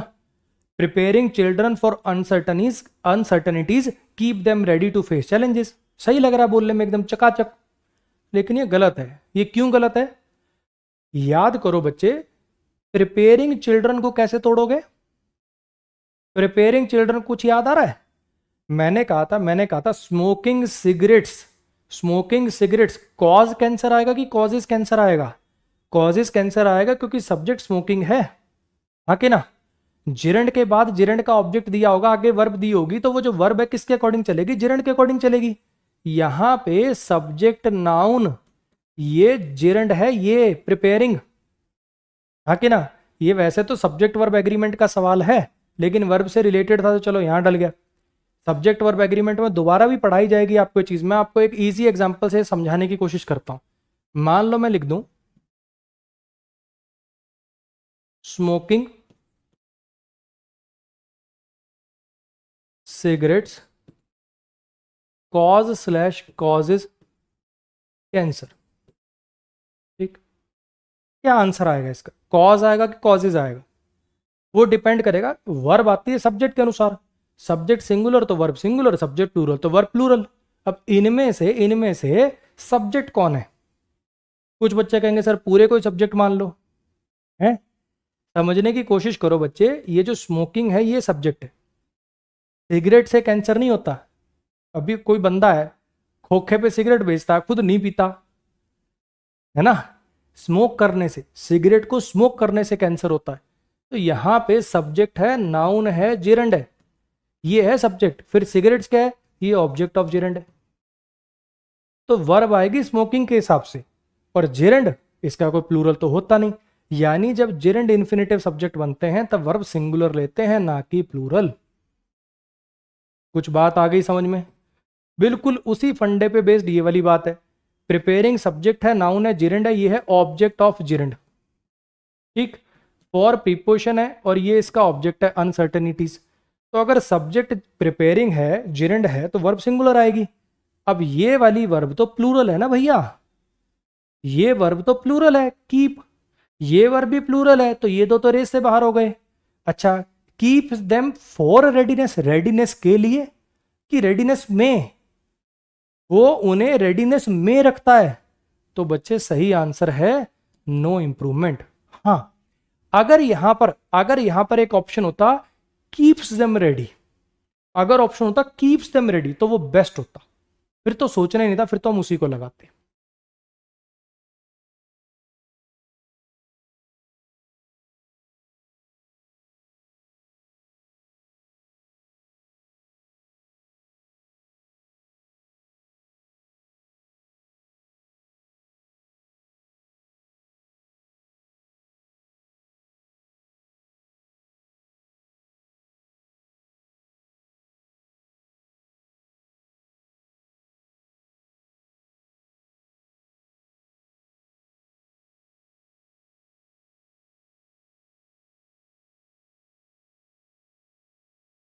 डिस्पाइट हर बिजी स्केड्यूल, उसके बिजी स्केड्यूल के बावजूद उसने डैश किया, she dash to complete all the household chores, उसने बेसिकली सारे घर के काम कर दिए, and dash for cleaning services to home in the following, और डैश कर दिया क्लीनिंग सर्विसेज के लिए अगले हफ्ते के लिए घर के लिए। अब जरा समझने की कोशिश करना, शी डैश टू कंप्लीट, ठीक, इंश्योर, ये इंश्योर का मतलब होता है इंश्योरेंस करना, कोई लेना देना नहीं। अच्छा, एंश्योर समथिंग, किसी चीज को पक्का करना, एंश्योर समथिंग, किसी चीज को पक्का करना, शी एंश्योर्ड टू कंप्लीट, ठीक, चलो मान लिया, चला भी लेंगे, लेकिन इसमें तो फिर से वही इंश्योरेंस वाला आ गया, कि आगे इंश्योर आएगा क्या, नहीं भैया, तो ये वाला रेस से बाहर हो गया। अब बचे मेरे पास ये वाले दोनों, she arranged to complete and manage, दोनों पास्ट में चलेंगी ना, हाँ के ना, कुछ गड़बड़ कह रहा हूं क्या, नहीं भाई, ये ऐसे बच्चे, इसको तोड़ता हूं मैं। डिस्पाइट प्रीपोजिशन है, ये इसका ऑब्जेक्ट है, ये सब्जेक्ट है, यहां वर्ब आएगी, और ये एक इन्फिनेटिव है जो कि इस वर्ब का ऑब्जेक्ट बनेगा, और यहां पे जो तुम लिखोगे ना वो भी इन्फिनेटिव है, और वो बेयर फॉर्म का इन्फिनेटिव है। अब ये कॉन्सेप्ट वैसे तो एडवांस वर्ब का, लो मैं आपको समझाने की कोशिश करता हूं। अगर मैं लिखूं ही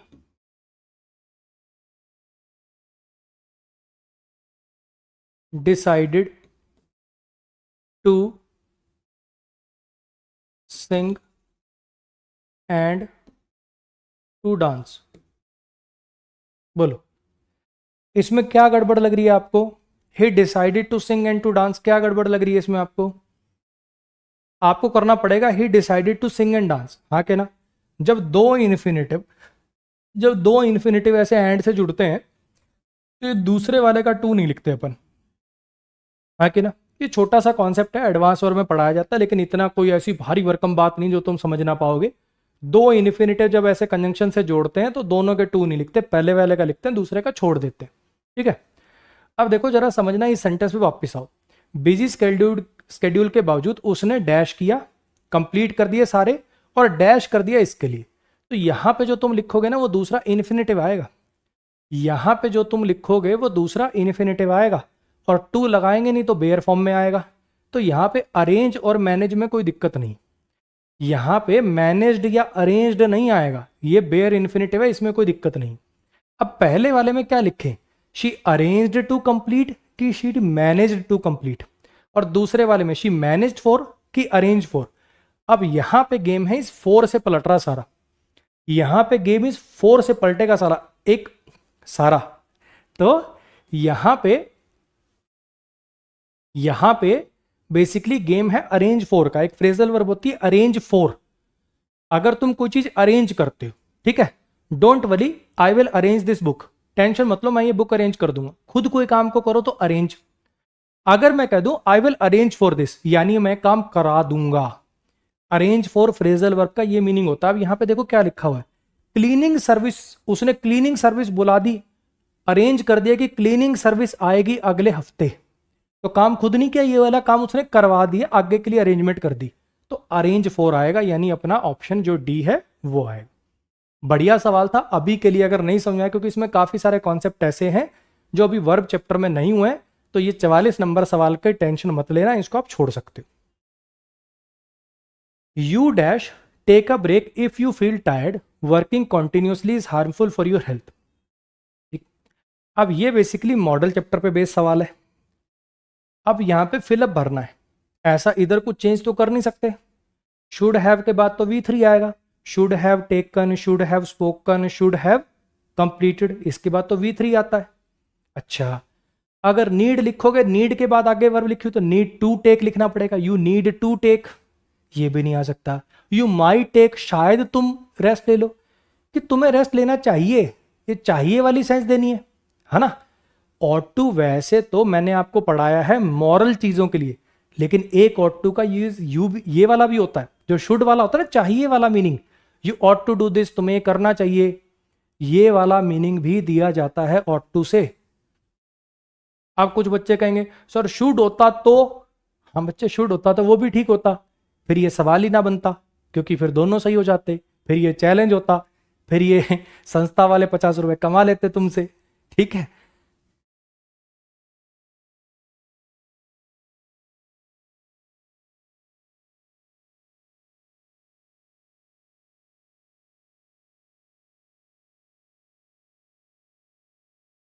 हाँ जी, he realised that his reckless driving, उसने एहसास किया कि वो जो उसकी रेकलेस ड्राइविंग है ना, वो कारण होनी चाहिए कॉज ऑफ सीरियस एक्सीडेंट का। हाँ जी, उसने रियलाइज किया कि उसकी जो reckless driving should have been the cause, ये कॉज है, ये कॉज है कि शायद ये कॉज हो सकती है। जैसे मतलब आपका कोई एक्सीडेंट हो गया, उसके बाद आप सोच रहे हो कि यार शायद मेरी ड्राइविंग की वजह से हुआ। ही रियलाइज दैट कि this could be the reason, ये सुना होगा आपने, this could have been the reason, ये रीजन हो सकता है यार। तो उसने एहसास किया। ऑब्वियसली एहसास कब होता है? कोई काम होने के बाद एहसास होता है, कोई काम होने के बाद, हाँ कि ना। तो यहां पे उसने एहसास किया कि उसकी जो रेकलेस ड्राइविंग है कुड हैव बीन, मीनिंग की बात है यहां पे। मॉडल चैप्टर के मैक्सिमम जो एरर होते हैं वो मीनिंग बेस्ड ही होते हैं। तो यहां पे शुड हैव बीन नहीं, कुड हैव बीन, वो कारण हो सकती है the cause of a serious accident. ठीक है, द कॉज ऑफ, अगर कोई एक्सीडेंट हो चुका, यहां पे द कर लेते हैं, मान लो वो एक्सीडेंट हो चुका, तब अपन लगा लें, ठीक। वरना तो फिर कुड कॉज वगैरह ऐसे बनाने पड़ेंगे। यहां पे मैं द आर्टिकल कर दूंगा इसको। उसने एहसास किया, जैसे मान लो उसका एक्सीडेंट हो गया, ठीक है, फिर वो सोच रहा है किस वजह से हुआ हो सकता है एक्सीडेंट ये। तो यार ऐसा भी नहीं है कि मैं कोई नींदों में था, ऐसा भी नहीं है मैं कुछ और सोच रहा था, गाने सुन रहा था। मेरी जो रेकलेस ड्राइविंग है ना, वो जो तेज मैं चलाता हूँ ऐसे जुप जुप करके, शायद वही कारण हो सकती है। मेरी जो रेकलेस ड्राइविंग है, उसने एहसास किया कि उसकी जो रेकलेस ड्राइविंग है शायद वो कारण हो सकती है उस सीरियस एक्सीडेंट का। ठीक है, could have been the cause of that serious accident, मैं यहां पे दैट कर देता हूं।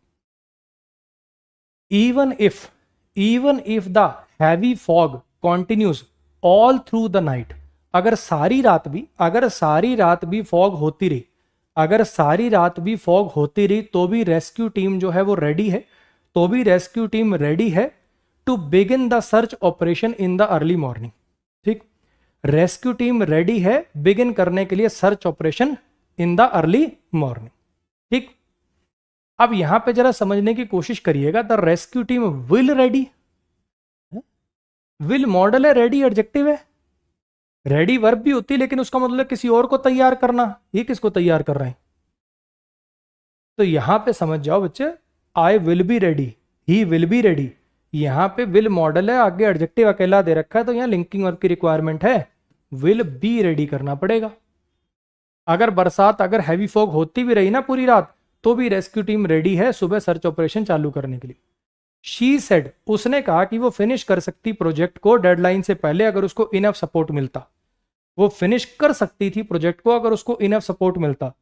आपको मैंने पढ़ाया था कि मेन क्लॉज पास्ट है तो सब क्लॉज को पास्ट में करना पड़ेगा, और कैन की पास्ट फॉर्म होती है कुड, याद करिए, कैन का कुड, मे का माइट, है ना, विल का वुड, शैल का शुड भी होता है, वुड भी होता है, ये सारी बातें बताई थी आपको।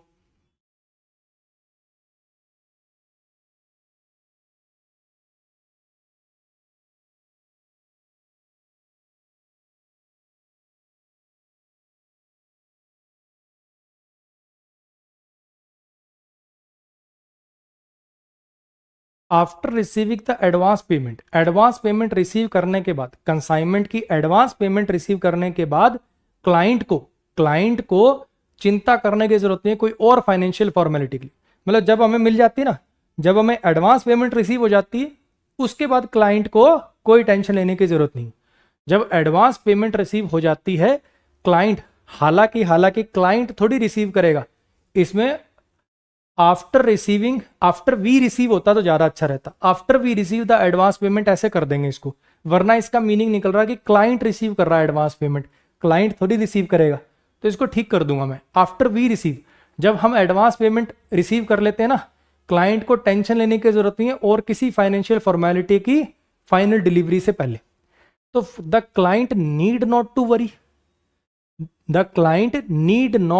वरी, कुछ याद करो, नीड के बाद, डेयर के बाद जब नॉट लगा होता है तो ये मॉडल बन जाता है, तो आगे मेन वर्ब चाहिए, इन्फिनेटिव से टू काटना होता है, रटे रटाए सवाल सीधे सीधे नीड नॉट वरी करना पड़ेगा।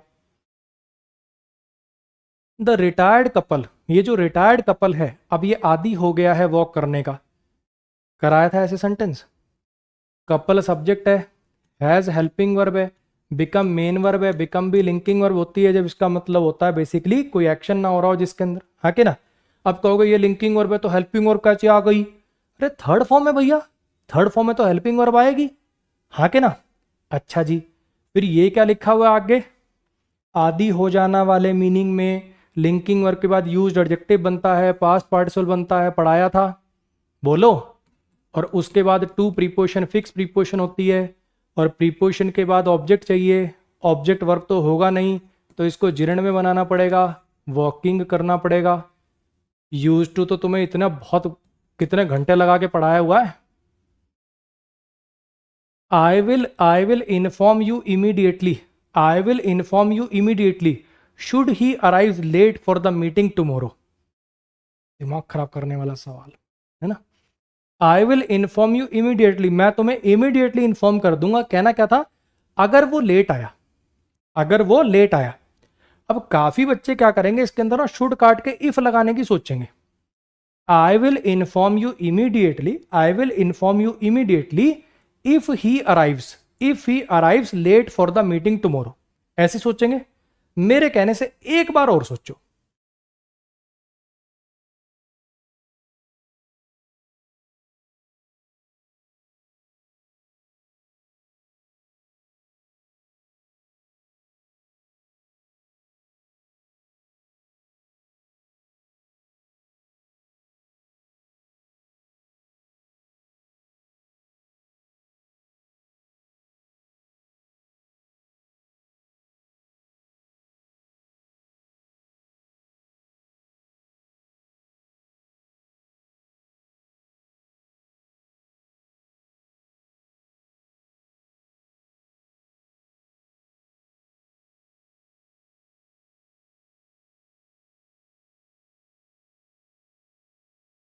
हाँ जी, समझने की कोशिश करिएगा। ये शुड जो है ना, इसको काइंड ऑफ कंजंक्शन जैसा भी हम यूज में ले लेते हैं कंडीशन बताने के लिए। ऐसा हुआ तो ऐसा हो जाएगा, या ये हुआ तो ये हो जाएगा टाइप, है ना। और इसका इफ जैसा मतलब होता है। आपको एक एग्जांपल बताता हूँ, आपने कभी ना कभी जिंदगी में सुना होगा, कोई सीरियल में सुना होगा। Should you need any help, should you need any help you can call me. Should you need any help is equal to if you need any help, हाँ कि ना। तो इस मीनिंग में शुड का भी यूज होता है। तो यहां पे मैं तुम्हें बता दूंगा, मैं तुम्हें बता दूंगा अगर वो लेट आया मीटिंग के लिए। तो बच्चे यहां पे शुड काट के इफ मत करना, शुड में दिक्कत नहीं है। इफ कर दोगे तो गलती नहीं है, लेकिन correct the latter one, correct the latter one, left को बेस मान के राइट में ठीक करो। इसमें गलती नहीं है, गलती यहां पे थी कि अराइव्स नहीं, अराइव करना चाहिए। शुड लगा हुआ है तो आगे बेस फॉर्म लिखनी पड़ेगी। आगे बात समझ में? रिकी सवाल था थोड़ा सा।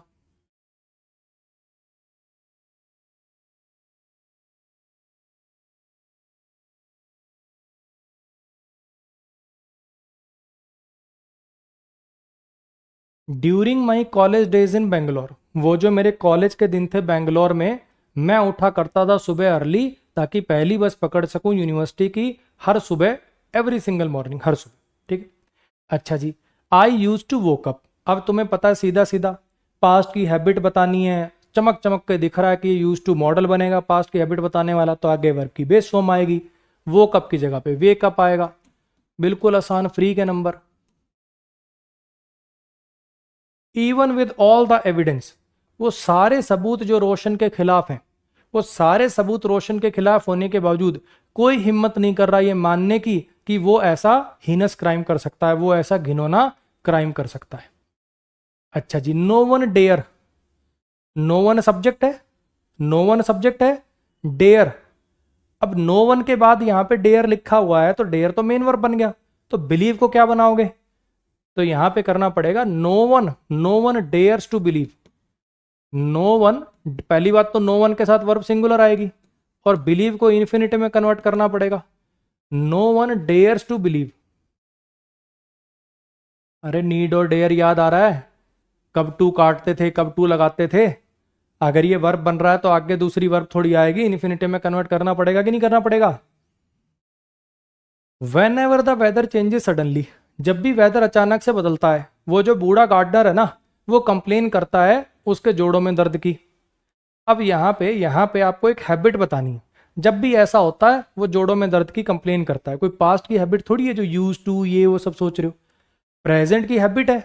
तो सीधा कंप्लेन्स लिखो ना, ये सब क्या ड्रामा लिख रहे हो, यूज टू कंप्लेन, ये क्या है? प्रेजेंट की हैबिट तो सीधा कंप्लेन से चलती है ना, सीधा कंप्लेन्स लिख दो। प्रेजेंट की हैबिट के लिए तो V1 सीधा ही काम कर जाता है, ये यूजेज टू ये सब की क्या जरूरत है?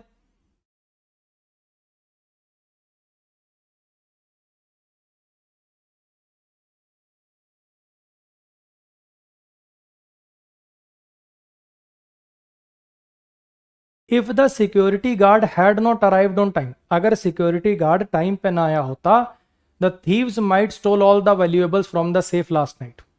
अब ये भी वाला, काश ऐसा हो गया होता, अगर तुम पहले पढ़ लिए होते तो पेपर पास हो गया होता। If you had studied earlier you could have cracked the exam, you should have brought woollen cloth, तुम्हें नए वुलन कपड़े ले आने चाहिए थे, है ना?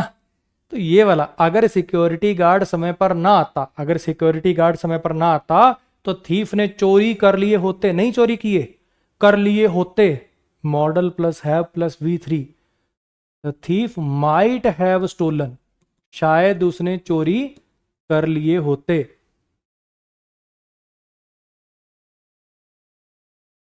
आई नेवर एक्सपेक्टेड दैट रोहन, मैंने कभी एक्सपेक्ट नहीं किया था कि रोहन जो कि मेरा बेस्ट फ्रेंड है वो मुझे ऐसे बीच मझधार में छोड़ देगा और फिर दोबारा माफी भी नहीं मांगेगा। आई never expected Rohan my best friend. अब ये केस इन अपोजिशन है, पढ़ रखी है आपने ये वाली बात। अब यहां पे जरा देखने की कोशिश करना, इसको तोड़ दूं क्या पूरे को? आई सब्जेक्ट है, नेवर एडवर्ब है, एक्सपेक्ट मेन वर्ब है। आई नेवर एक्सपेक्टेड, अब ये आगे का पूरा क्लॉज नाउन क्लॉज है जो कि एक्सपेक्ट वर्ब का ऑब्जेक्ट है, ठीक है? ये that conjunction I, Rohan subject है, ये माई बेस्ट फ्रेंड ये कुछ नहीं है, केस इन अपोजिशन है, सब्जेक्ट रोहन है, वुड हेल्पिंग वर्ब है, ठीक।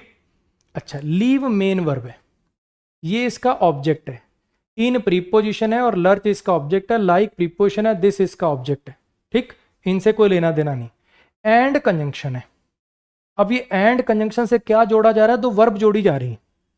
दोबारा सब्जेक्ट नहीं लिखा, दोबारा सब्जेक्ट नहीं लिखा तो ये फिर हेल्पिंग वर्ब भी दोबारा नहीं आएगी, ये वुड यहां पे भी अंडरस्टूड हो जाएगा। अरे हाँ कि ना, एंड से आप दो वर्ब जोड़ रहे हो और वो दोनों वर्ब में फिर ये हेल्पिंग वर्ब भी तो अंडरस्टूड मानी जाएगी ना। तो ये डू दोबारा क्यों लिख रहे हो? वुड और डू इकट्ठे आ पाएंगे क्या? वुड और डू इकट्ठे आ पाएंगे क्या? यहां पे कहना है मैंने कभी एक्सपेक्ट नहीं किया था कि Rohan would leave me, Rohan would leave me and then would not even apologise. Do not even apologise कोई हैबिचुअल एक्शन, ये क्या कर दिया तुमने? ये वुड ही दोनों जगह अंडरस्टूड कराना था, ये डू जबरदस्ती लिखा हुआ है। ये एंड और देन इकट्ठे हैं, वरना देन को एडवर्ब मान लो, कोई फर्क नहीं पड़ता। कॉन्सेप्ट समझ में आया? यहां पे बच्चे कहना ये था कि मैंने उम्मीद नहीं करी थी Rohan would leave me and would not apologise, दोनों बार वुड ही चाहिए, डू नॉट नहीं चाहिए। डू नॉट से तो मीनिंग ही गलत आ रहा है। डू नॉट अपोलोजाइज, अपोलोजाइज नहीं करता, मुझे कहना अपोलोजाइज नहीं करेगा। मैंने कभी उम्मीद नहीं करी थी कि वो मुझे छोड़ेगा और फिर माफी भी नहीं मांगेगा, हाँ के ना? When I was a child, जब मैं एक चाइल्ड था तो मैं खेलता था फील्ड में हर शाम को अपने दोस्तों के साथ। अब ये वाला देखते ही ना, सर पास्ट की habit, sir use to, sir use to. अरे भैया पढ़ाया था क्लास में कि वुड भी पास्ट की हैबिट दिखा देता है ना? ये वाली बात याद नहीं आती, क्लिक नहीं होती, बच्चा फटाक से यूज टू प्ले करना चाहता है यहां, जबकि ये नो एरर था।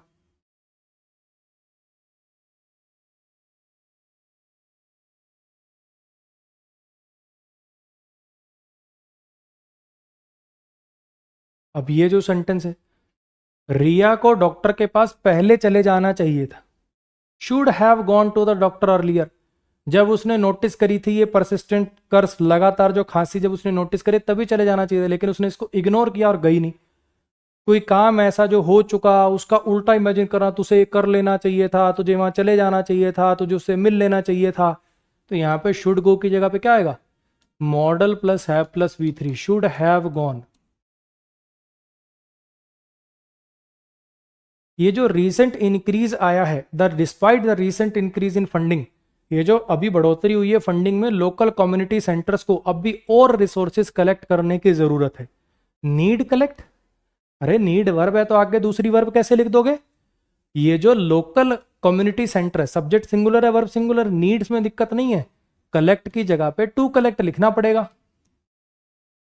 आ रही बात समझ?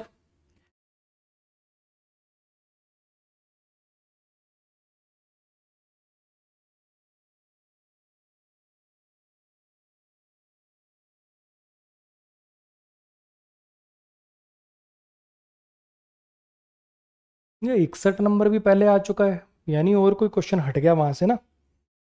कोई नहीं, वहां पे उस क्वेश्चन की जगह पे 37 नंबर क्वेश्चन की जगह पे मैं कोई इजी क्वेश्चन डाल दूंगा। ये तो हटेगा, ये भी रिपीटेड है। कोई एक क्वेश्चन और छूट गया है, मैं उसको डाल दूंगा। इजी होगा वो, मतलब उसकी एक्सप्लेनेशन की जरूरत नहीं होगी, कर लोगे मुझे लगता है। नहीं तो आंसर वाली स्लाइड पे थोड़ा एक्सप्लेन करके लिख दूंगा, क्योंकि ये वीडियो में अब दोबारा कट लगाना, ये वो एडिटिंग करना बहुत लंबा प्रोसेस हो जाता है भाई। I assure you that developers can be able to, मैं आपको आश्वासन देता हूं, मैं आपको अश्योरिटी देता हूं कि ये जो डेवलपर्स हैं ये कंप्लीट कर देंगे कोडिंग मॉड्यूल को अगले 2 हफ्ते में। ठीक है, अब आपको मैंने पढ़ा था कैन के साथ बी एबल टू नहीं आ सकता। अब या तो यहां पे लिखो कैन कंप्लीट, या तो लिखो कैन कंप्लीट, लेकिन ऐसा कोई ऑप्शन नहीं है। कैन में फिर से एबल टू दिया हुआ है। और दूसरी बात, एक बात और भी बताई थी आपको मैंने कि भैया फ्यूचर लिखा हो देखो, तो यहां पे कैन को अवॉइड करके विल बी एबल टू लगा लो ना। देखो आपको एबिलिटी दिखानी है और फ्यूचर भी दिखाना है। कैन एबिलिटी तो दिखा सकता है लेकिन कैन फ्यूचर नहीं दिखा सकता, तो फिर दोनों दिखाने हैं तो फिर विल और बी एबल टू का स्ट्रक्चर लगा लो ना, सीधा लिख लो will be able to. Clear होगी इतनी बात? हाँ जी, ये वाला पहले अपना हो ही चुका था। 37 नंबर क्वेश्चन की जगह कोई इजी क्वेश्चन डाल दूंगा मैं, और उसकी एक्सप्लेनेशन भी आंसर की स्लाइड पे लिख दूंगा। उम्मीद करता हूं बच्चे लेक्चर्स में मजा आ रहा होगा। मेरी तरफ से कोशिश यही है कि एक भी मिनट खराब ना हो। आपको मैं ऐसे चुनिंदा क्वेश्चन छांट के दूं जिससे पूरा का पूरा चैप्टर आपको ऐसे लगे अरे यार पूरा चैप्टर ऐसे फिल्म की तरह मेरी आंख के आगे से निकला है। फिर भी बच्चे बार बार मैं आपको ये बात शायद आज 20वीं बार बोल रहा हूं, डीमोरलाइज मत होइएगा। पहली बार में सबसे ही 30% होते हैं। जैसे आप मैथ के क्वेश्चन करते हो, बाकी क्वेश्चन करते हो, वहां पे पहली बार में 100 में से 30-40 ही होते हैं पहली बार में, तो यहां भी उतना ही होते हैं। दूसरी बार करोगे तो होंगे 80%, और तीसरी बार जब इस शीट को लगाओगे तो 100% भी होंगे तुमसे। बस अपने आप पे कॉन्फिडेंस रखो थोड़ा, ठीक है? अच्छे से रिवाइज करो और बार बार इसकी प्रैक्टिस करो। आज के लिए गुड नाइट, मिलेंगे अपनी अगली क्लास में।